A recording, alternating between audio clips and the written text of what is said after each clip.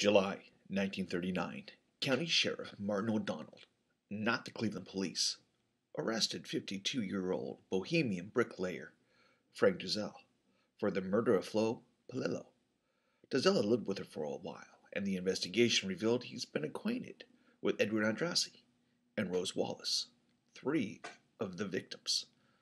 But most of the people in the run knew these people. It's a small community.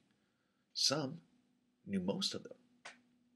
His confession turned out to be a bewildering blend of incoherent ramblings and neat, precise details, almost as if he's been coached.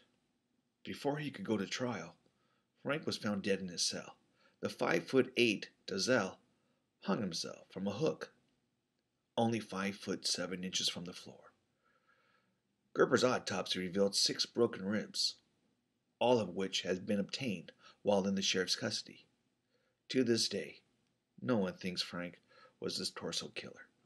The question is, why did the sheriff do this? Look at Frank here on the left. He looks so scared.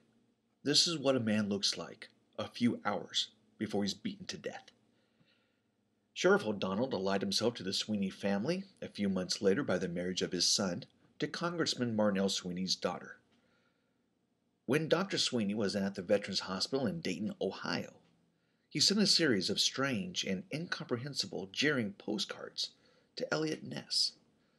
Despite Frank's bizarre behavior, his siblings never believed that Frank was capable of violence. Ness goes on to run for mayor after World War II, writes his memoirs, and a few months before the book comes out, he passes. The book does okay at first, but once it gets picked up for a TV series on television, the book flies off the shelves. Ness never talks about this case or writes about it in his memoirs. I believe Ness was keeping his word. After World War II in 1947, Ness runs for mayor of Cleveland. He was the favorite of the Good Old Boys Party, and on all accounts, he was way ahead on all the polls. The same political connection that the sheriff and the Congressman Sweeney ran when Ness was in Cleveland as a safety director. Ness's hard drinking and a scandal over campaign financing ends up costing Ness the election. Congressman Sweeney and Sheriff O'Donnell is indirectly linked to many ill-fated business ventures with Mr. Ness in the future.